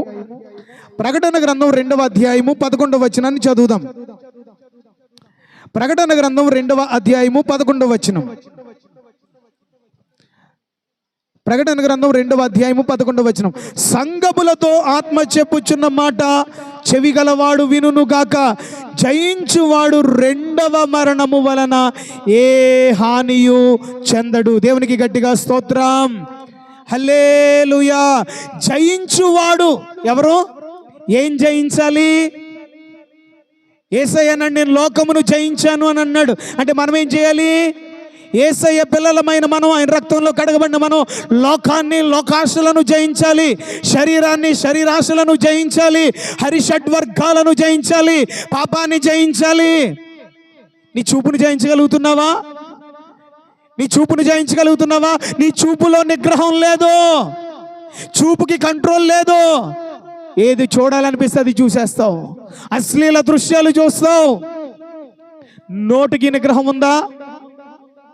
నీ శరీర అవయవాలకి నిగ్రహం ఉందా? నీ శరీరాన్ని, శరీర ఆశలను, పాపాన్ని, వ్యసనాలను నువ్వు జయించగలుగుతున్నావా? ఆలోచించు ఒకసారి. దేవుడు అంటున్నాడు 2వ మరణము వలన ఎవరికి హాని చెందడో తెలుసా? 2వ మరణం వలన హాని అంటే 2వ మరణం అన్నాడు అంటే మొదటి మరణం ఉందా లేదా? చెప్పండి, మొదటి మరణం ఏది? మట్టిలోంచి తీయబడిన మనం మరలా మట్టిలో కలిసిపోతాం. భౌతికమైన మరణం. ఈ మరణం వల్ల మనకి ఏ నష్టం లేదు, ఏ హాని లేదు. అందరూ పుట్టారు, అందరూ పుట్టినట్టుగానే మనం పుడుతున్నాం, అందరూ చచ్చిపోయినట్టుగానే మనం చచ్చిపోతున్నాం. కానీ 2వ మరణం అనగా అగ్ని ఆరదు, పురుగు చావదు. యుగ యుగాలు వేదనకరమైన ఆ నరకాగ్నిలో నుండి మనం తప్పించబడాలి, రక్షించబడాలి అని అంటే కనుక హరిషడ్వర్గాలను జయించాలి. కామ, క్రోధ, లోభ, మదమాశ్చర్యాలను, పాపాన్ని జయించాలి. జయించిన వాడు 2వ మరణము వలన ఏ హాని చెందడు. ఎవరితో చెప్తున్నాడు? సంగములతో ఆత్మ చెప్పుచున్న మాట. ఎవరితో చెప్తున్నాడు ఈ మాట? సంగమా, నీతో నాతో చెప్తున్నాడు. సంగములతో ఆత్మ చెప్పుచున్న మాట చెవి గలవాడు. చెవులున్నాయా లేవా? ఎంతమందికి చెవులున్నాయి? చెవి గలవాడు ఆత్మ సంగములతో చెప్పు మాట వినుగాక. విన్నావా? హలో, నీతోనే విన్నావా? వినడం అంటే అర్థం ఏంటి? ఏ చెర్రీ అని పిలిచానండి. పిలిస్తే ఆ వైపు చూడన్నా చూడలేదు. మళ్ళీ ఏ చెర్రీ అని పిలిచాను అనుకోండి, చూడలేదు. మళ్ళీ 3వసారి నాకు వినబట్టలేదా అని అన్నాడు అనుకో, వినడం అంటే ఏంటి? ఎందుకు పిలుస్తున్నానో దగ్గరకు వచ్చి ఏంటి అని అడిగితే విన్నట్లు లెక్క. చెర్రీగాడు చాలా తెలివైనడు అయిపోయాడు. వాడికి ఒక కమిట్మెంట్ ఉందండి. నిన్న శుక్రవారం వాళ్ళ ఇంటికి వెళ్తే వాళ్ళు చెప్పిన మాట ఏంటంటే, మీ పాస్టర్ గారు ఎవర్రా అని అడిగితే టీవీలో సతీష్ కుమార్ గారు వాక్యం చెప్తున్నాడట. పాస్టర్ గారు ఆరుగోరా అని అంటే ఆయన కాదు పాస్టర్ గారు, వంటగదిలో క్యాలెండర్లో ఉన్నాడట పాస్టర్ గారు. వంటగది నా ముందు అడిగితే కూడా వంటగది ఎంపికే చూపించాడు. మనకుందా? చిన్న పిల్లోడికి ఒక కమిట్మెంట్ ఉంది, మా పాస్టర్ గారు ప్రభు కుమార్ గారే అని అంటున్నాడు. మనకుందా ఆ కమిట్మెంట్? మనకుందా? ఎన్ని సంఘాలు తిరుగుతామో, ఎంతమంది పాస్టర్లతో ప్రార్థనలు చేయించుకుంటామో. నా ప్రియమైనటువంటి వారిలో ఆలోచించండి ఒకసారి. దేవుడు మనతో మాట్లాడుతున్న మాట, జయించువాడు సంఘములతో ఆత్మ చెప్పుచున్న మాట చెవి గలవాడు వినును కాక. అందరికి చెవులున్నాయా?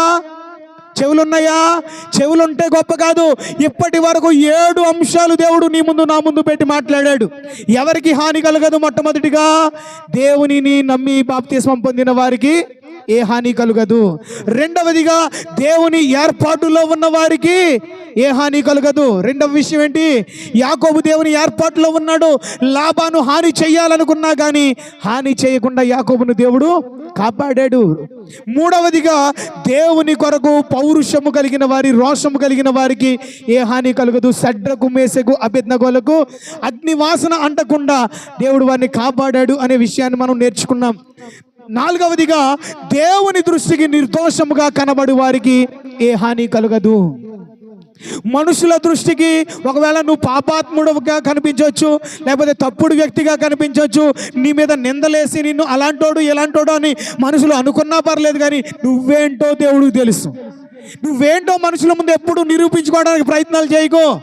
నీ దేవునికి నీకు తెలిస్తే చాలు నా ప్రియులారా. కాబట్టి దేవుని దృష్టికి నిర్దోషముగా కనబడిన వారికి ఏ హాని కలగదు. దానియేలుకు ఏ హాని కలగకుండా సింహాల గుహలో దానియేలు నిర్దోషత్వాన్ని బట్టి దేవుడు దానియేలును కాపాడాడు. ఐదవదిగా ప్రియులారా, దేవుని ముద్ర కలిగిన వారికి యుగాంతములో రాబోతున్నటువంటి ఆ భయంకరమైన విపత్తులు, ప్రమాదాల నుండి, మాచుపత్రి అనే నక్షత్రం ఆకాశం నుంచి రాలుతుందట, భూమి మీద 3వ భాగం నీళ్లు చేదైపోతాయి. శాస్త్రవేత్తలు కూడా ఎప్పటి నుంచో చెప్తున్నారు కదా, ఆస్ట్రాయిడ్ అనే గ్రహశకలం భూమి మీద పడబోతుందని చెప్తున్నారు కదా. నిజమే ఇవన్నీ కూడా. నక్షత్రాలు రాలిపోతాయి, సూర్యుడు నలుపైపోతాడు, చంద్రుడు ఎరుపైపోతాడట, ఆకాశమందున్న శక్తులు కదిలిపోతాయి. వరదలు, సునామీలు, భూకంపాలు, జలప్రలయాలు, తెగుళ్ళు ఇవన్నీ ఈ భూప్రపంచం మీదకి విరుచుకుపడబోతున్నాయి. అలాంటి పరిస్థితులు మనకి ఏ హాని కలగకుండా ఉండాలంటే మనం దేవుని ముద్ర కలిగి ఉండాలి. దేవుని ఆత్మచేత మనం ముద్రించబడిన వారిగా ఉండాలి. దేవునికి స్తోత్రం చెప్దామా. ఆరవదిగా దేవుని సేవకుడైన పౌలు ద్వారా వాడలో ఉన్న వారికి ఏ హాని దేవుడు కలగనివ్వలేదు. ఈరోజు సంఘంలో ఉన్న నా ప్రియమైన సహోదరి సహోదరుడా, నీకు హాని లేకుండా నిశ్చంతంగా, నిర్భయంగా, క్షేమకరంగా, సురక్షితంగా, ఆశీర్వాదదాయకంగా, సంతోషదాయకంగా నీవు నీ కుటుంబం బ్రతుకుతున్నారంటే అది దైవజనుడి ద్వారా. దైవజనుడు నాన్నగారు నేను ఎప్పుడు చూసినా నాకు వాటర్ తాగాలని ఎప్పుడు లేచి చూసినా కానీ నేను ప్రార్థనలోనే ఉంటాడండి. ఎప్పుడు నిద్రపోతాడో నాకు తెలియదు. నాకు చాలాసార్లు బాధ అనిపిస్తుంది, ఆరోగ్యం పాడైపోతుంది వీనికి, అసలు నిద్రపోవట్లేదు. 12 గంటలకు చూసినా ప్రార్థనలో ఉంటాడు, 2 గంటలకు చూసినా ప్రార్థనలో, 3 గంటలకు చూసినా ప్రార్థనలో. గొప్ప చెప్పట్లేదు. మీరు కావాలంటే ఒకసారి మా ఇంటికి వచ్చి ఒక 2 రోజుల నుండి చూడండి. ఒకప్పుడు మా అమ్మ మా నాన్న మారాలని తెల్లవారులు ప్రార్థన చేసింది. ఇప్పుడు మా అమ్మకు నిద్ర ఉండకుండా చేసేస్తున్నాడు ఆయన. ఆయన ప్రార్థన చేసిందే కాకుండా కుమారి లేకు ప్రార్థన చేయి అంటాడు. ఆవిడ నిద్రపోకుండా చేసేస్తున్నాడు. నా ప్రియులారా, ఎక్కడ మొదలు పెడతాడండి? అందరి పేర్లు చదువుతాడు. దేశ నలుమూలలో మీకోసం మీరైనా ప్రార్థన చేసుకుంటారో లేదో నాకు తెలియదు, కానీ ఒక దైవజనుడిగా మీకోసం రోషం కలిగి ప్రతి దినం మానకుండా తప్పకుండా ప్రార్థన చేస్తాడు ఆయన. ప్రియులారా, చివరిగా జయించువానికి ఏ హాని కలగదు. అమ్మ, జయించువానికి ఏ హాని కలగదు. విన్న వాక్యాన్ని బట్టి దేవుని సన్నిధిలో ఎవరికి హాని కలగదు అనే విషయాలు మన ముందు పరిశుద్ధాత్మ దేవుడు పెట్టి ఉంచి మాట్లాడి ఉండగా, ఈ లక్షణాలు నీలో ఉన్నాయా? దేవుని నమ్మి బాప్తిస్మం పొందావా? దేవుని ఏర్పాటులో నీవు ఉన్నావా? దేవుని కొరకు పౌరుషం కలిగి, రోషం కలిగి జీవిస్తున్నావా? దేవుని దృష్టికి నిర్దోషంగా నువ్వు కనబడుతున్నావా? దేవుని ముద్ర కలిగి ఉన్నావా? దేవుని సేవకుని బట్టి దేవుని సేవకుని కలిగి ఉన్నావా? దేవుని సేవకుని సంతోష పెడుతున్నావా, బాధ పెడుతున్నావా? నీ కోసం ఇంత ప్రార్థన చేస్తాడు. అయ్యో, నా దైవజనుడు ఎలా బ్రతుకుతున్నాడు, ఏం తింటున్నాడు, ఈ వర్షాకాలం పనులు లేక నేనే కట్టకట్టలాడిపోతున్నానే. సేవ మీద, సంఘం మీద బ్రతికే దైవజనుడు దీని మీద బ్రతికే దైవజనుడు, సేవ మీద, సంఘం మీద బ్రతికే దైవజనుడు. మేమందరము మా కష్టార్జితంలో, మా ఉద్యోగాల్లో మేము నమ్మకంగా దైవజనుడికి దశమ భాగం ఇస్తే దైవజనుడు ఏ లోటు లేకుండా బ్రతుకుతాడే అని నీ ఆత్మీయ తండ్రి కోసము, నీ ఆత్మీయ తండ్రి కుటుంబం కోసం నువ్వు ఆలోచించగలుగుతున్నావా? ఒకసారి ఆలోచించండి. మోకరించండి, ప్రార్థన చేసుకుందాం. మోకరించండి, ప్రార్థన చేసుకుందాం. నేను టైం చూసుకున్నాను, 5 నిమిషాలు తక్కువ 1 గంట అయింది. ఈరోజు నేను మిమ్మల్ని 1 గంటకే విడిచిపెట్టేస్తున్నాను. 1 నిమిషం మోకరించి దేవుని సన్నిధానంలో మోకరించగలిగితే మోకరించు, మోకరించలేకపోతే లేచి నిలబడు. ప్రార్థన చేసుకుందాం అందరూ కలిసి. 1 నిమిషం ప్రార్థన చేసుకుందామా? నీకేమైనా అర్థమైందా అమ్మా? నీకేమైనా అర్థమైందా? నీకేమైనా అర్థమైతే కండ్లు మూసుకొని, ప్రభువా నన్ను క్షమించయ్యా, నీ సేవకునిలో నుంచి మాతో సూటిగా, తేటగా, స్పష్టంగా మాట్లాడావయ్యా అంటూ ప్రార్థన చేసుకుందాం. ప్రార్థన చేసుకుందాం.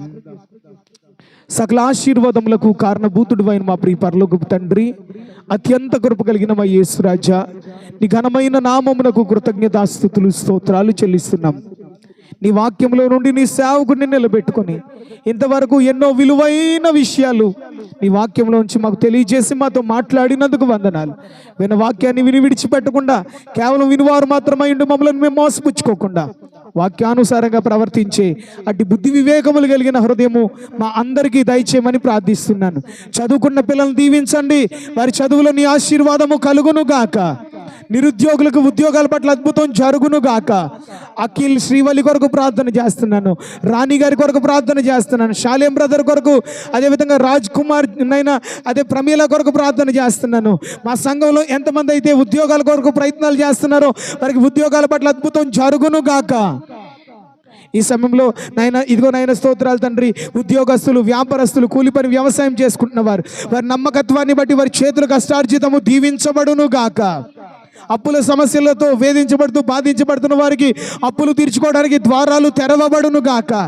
అనారోగ్యాలతో ఉన్నవారు, బలహీనతలతో ఉన్నవారు, బలహీనంగా ఉన్న స్థలంలో కుడి చేతిని పెట్టుకొని ఎడం చేతిని దేవుని వైపు చాపండి. ఒక స్వస్థత ప్రార్థన చేస్తున్నాను, విశ్వాస సహితమైన ప్రార్థన. రోగిని స్వస్థపరచును, నిన్ను స్వస్థపరిచే యెహోవాను నేనే అన్నాడు ఆయన. యేసుక్రీస్తు నామములో మీ శరీరాలను పట్టి పీడిస్తున్న ప్రతి విధమైన దీర్ఘకాలిక వ్యాధి, రోగము నుండి ఈ క్షణంలోనే సంపూర్ణ స్వస్థత కలుగును గాక. దేవుని శక్తి మిమ్మల్ని తాకును గాక. ఈ సమయంలో వివాహాలు కాలేని వారికి పరిశుద్ధ వివాహాల పట్ల అద్భుతం జరుగును గాక. సంతానము లేని ముయ్యబడిన ప్రతి గర్భం తెరవబడును గాక. గర్భిణీ స్త్రీల కొరకు ప్రార్థన చేస్తున్నాను. ఈ సమయంలో అనుషమ్మను జ్ఞాపకం చేసుకోండి తండ్రి. తగిన సమయంలో సుఖవంతమైన ప్రసవం అనుగ్రహించండి, చక్కని బిడ్డను బహుమానంగా అనుగ్రహించండి ప్రభువా. అయ్యా, ఈ సమయంలో తండ్రి సొంత గృహాలు లేని వారికి, స్థలముని నిర్మించుకోవడానికి స్తోమత లేని వారికి, ఇంకా మా గృహాలలో ఎవరైతేనైనా స్తోత్రాలు తండ్రి బాప్తిస్మం పొందకుండా మారు మనసు లేకుండా జీవిస్తున్నారో వారికి మారు మనసు విడుదల యేసు నామములో కలుగును గాక. జాన్ వెస్లీ బ్రదర్కి ఇచ్చిన పిల్లల కొరకు ప్రార్థన చేస్తున్నాను. యేసు నామములో వారి బిడ్డలకు సంపూర్ణ స్వస్థత కలుగును గాక, కీడు తొలగిపోవును గాక. తండ్రి, మా సంఘ బిడ్డలందరినీ కుటుంబాలుగా పేరు వరుసన దీవించి ఆశీర్వదించి ఈ వారమంతా, ఈ నెలంతా నీ కృపలో మమ్మల్ని భద్రపరచమని అయ్యా, ఈ సమయంలో ఈ రైనీ సీజన్లో రొంప, జ్వరాలు, దగ్గు, ఈ సీజన్ సంబంధించినటువంటి రోగాలతో పీడించబడుతున్న వారికి యేసు నామములో స్వస్థత కలుగును గాక. నీ కృప తోడుగా ఉంచి ఆశీర్వదించి బలపరచమని యేసయ్య నామములో అడిగి వేడుకొంచున్నాం తండ్రి. తండ్రి, కుమార, శుద్ధాత్మకును దగు స్తుతి మహిమలు కల్గుగాక. ఆదిని ఇప్పుడు ఎల్లప్పుడు అయినట్టు యుగములు అవును ఆమేన్. తండ్రి, కుమార, శుద్ధాత్మకును దగు స్తుతి మహిమలు కల్గుగాక. ఆమేన్, ఆమేన్,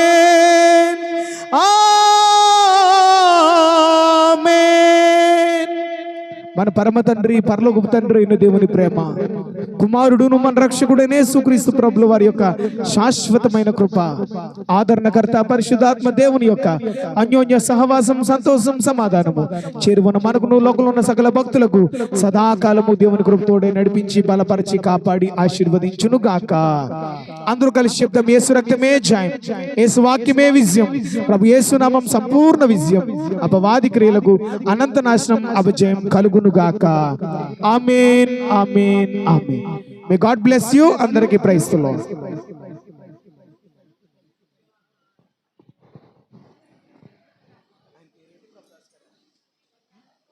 ప్రభునందు ప్రియులారా, మరొకసారి చెప్తున్నాను, మన మధ్యలో అంద సహోదరులు వారు